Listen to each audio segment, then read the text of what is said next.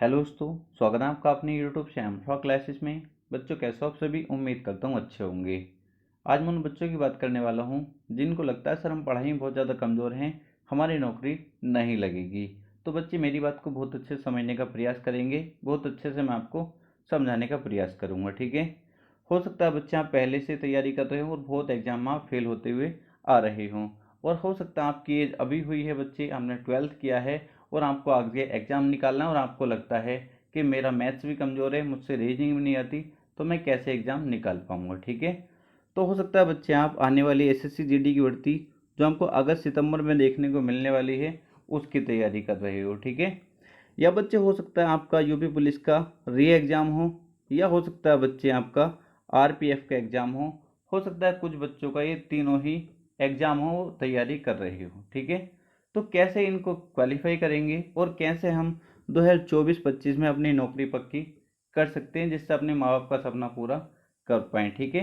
केवल मैं उन जीरो वाले बच्चों की बात कर रहा हूँ जो बिल्कुल जीरो हैं, जो उम्मीद छोड़ चुके हैं सर हमारी नौकरी नहीं लगेगी। अगर आप मेहनती बच्चे हैं, चाहे आपसे कुछ भी नहीं आता, बिल्कुल जीरो हैं और आप मेहनती हैं, तो बच्चे मेरी बात को एक एक अच्छे सुनेंगे, एक एक बच्चा बहुत अच्छे समझने का प्रयास करेगा, ठीक है। मान के चलता हूँ बच्चे आप एसएससी जीडी की तैयारी कर रहे हो, या यूपी पुलिस की, या आरपीएफ की। तो एक बात आप इसमें नोटिस करेंगे, आप तीनों की तैयारी भी अगर कर रहे हैं तो आपने एक बात नोट की होगी, मैथ्स और रीजनिंग।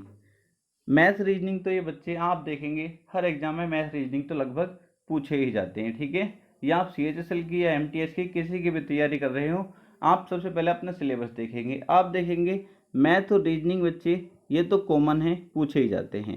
अगर आप इन तीनों की तैयारी कर रहे हैं, अभी मैं इन तीनों पर फोकस करता हूँ, एसएससी जीडी, यूपी पुलिस और आरपीएफ। बच्चे आपने देखा तीनों में क्या कॉमन है, मैथ्स और रीजनिंग तीनों में कॉमन है। इतनी बात क्लियर हो जाती है, आप कहेंगे सर बिल्कुल ठीक है। अब बच्चे जो मैं बैच शुरू करने के लिए जा रहा हूँ न्यू, क्योंकि मैंने आप देखेंगे सर आपने पहले भी बोला था 2-3 बार आपने कंप्लीट नहीं कराया कोई भी बैच, तो बच्चे उसके पीछे कहीं ना कहीं कारण रहे होंगे क्यों नहीं कराया, ठीक है।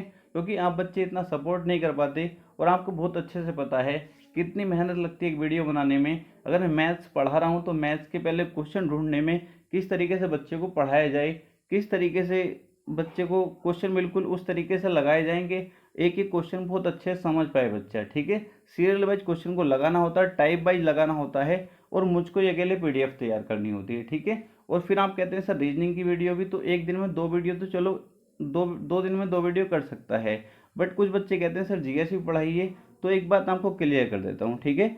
अभी मैं जो करने के लिए जा रहा हूँ, पहला हमारा टारगेट है मैथ्स और रीजनिंग। मैं आपसे वादा करता हूँ अगर आप आरपीएफ की तैयारी कर रहे हैं तो आप जानते हैं इसमें बच्चे 35 क्वेश्चन मैथ्स के और 35 क्वेश्चन रीजनिंग के पूछे जाते हैं, और 50 क्वेश्चन जीएस के पूछे जाते हैं।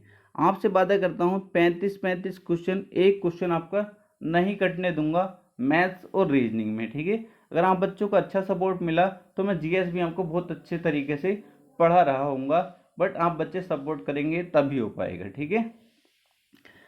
मैथ्स और रीजनिंग ये बच्चे आपकी 25 अप्रैल से क्लासेस शुरू होने वाली हैं। इतना सपोर्ट करना बच्चे, मुझे बीच में क्लास बंद ना करनी पड़े। कम से कम ज़्यादा टारगेट मैं आपको नहीं दूंगा, 50 लाइक का टारगेट रहेगा, हर वीडियो पे 50 लाइक तो कम से कम पहुंच जाने चाहिए। इतना आप बहुत अच्छे से कर सकते हैं, ठीक है। मैथ्स और रीजनिंग इनकी बच्चे प्लेलिस्ट अलग रहेगी, मैथ्स की प्लेलिस्ट अलग रहेगी और रीजनिंग की प्लेलिस्ट अलग रहेगी। किसी में उस पर नाम नहीं दूंगा कि एसएससी जीडी है, वो सभी के लिए रहेगा, क्योंकि मैथ्स के बच्चे सभी में एक जैसे क्वेश्चन पूछे जाते हैं। उस पर लिखा नहीं होता ये परसेंटेज का क्वेश्चन है, ये एसएससी जीडी में पूछा जाएगा। बच्चे हो सकता है जो जीडी में पहले पूछे गए तो वो इसमें आपके यूपी पुलिस के री एग्जाम में पूछ लिया जाए। क्लियर है? तो मैथ्स और बच्चे रीजनिंग ये आपकी 25 अप्रैल से क्लासेस शुरू हो जाएंगी, और आपसे वादा करता हूँ आपके एग्जाम से पहले पहले, क्योंकि आपका यूपी पुलिस का री एग्जाम हो या आरपीएफ का एग्जाम हो या एसएससी जीडी तो बहुत लेट है, बट इनसे पहले पहले जुलाई तक मैं बच्चे आपका सिलेबस कंप्लीट करा दूंगा। बहुत अच्छे से मैथ्स में दोबारा पढ़ाने वाला हूँ। हम शुरू करेंगे नंबर सिस्टम से, काफ़ी बच्चों की डिमांड थी सर नंबर सिस्टम पढ़ा दीजिए। जो बच्चे मुझसे पहले पढ़ते हैं बहुत अच्छे जानते हैं मैं किस तरीके से पढ़ाता हूँ। अगर आपका बिल्कुल जीरो मैथ्स है, जीरो रीजनिंग है, तो आपसे वादा करता हूँ बिल्कुल जीरो से लेके चलूँगा, बट आप पे मेहनत करने की क्षमता होनी चाहिए, आपको मेहनत करनी आनी चाहिए। अगर मेहनत नहीं कर सकते तो आज से ही बच्चे आप कोई काम देख लीजिए, अपने माँ बाप को ऐसे धोखे में मत रखना कि हम नौकरी लगाएंगे। अगर आप बाकी चाहते हो कि हम हाँ सर मेहनत करेंगे, अगर क्वेश्चन नहीं बनेगा तो उसको 3 से 4 बार लगाएंगे, तभी बच्चे आप मेरे साथ जुड़ना, ठीक है। तो मैथ्स और रीजनिंग का तो बिल्कुल खेल खत्म है, आपको विश्वास दिलाता हूँ एक क्वेश्चन भी आप गलत करके नहीं आएंगे। बट मेरी क्लासेस देखने के बाद आपको प्रैक्टिस जरूर करनी है, जहाँ से भी आप प्रैक्टिस करें वहाँ से कर लेना, ठीक है। मैथ्स रीजनिंग का कंप्लीट है, कब से क्लास शुरू होंगी? 25 अप्रैल से। और जीएस का मैं आपको बता चुका हूँ, अगर आप मुझे लगेगा कि अच्छा रेस्पॉन्स है तो मैं और मेहनत करूँगा, टाइम निकालूंगा, क्योंकि इतना नहीं हो पाता, और काम भी होते हैं, तो और कोशिश करूँगा आपको जीएस भी कंप्लीट करा पाऊँ। क्लियर है? किसी बच्चे को कोई दिक्कत नहीं है? तो आपके दो की टेंशन तो बिल्कुल छोड़ दें आप, अगर अच्छा सपोर्ट मिलता है तो जीएस भी मैं आपको कराने वाला हूँ।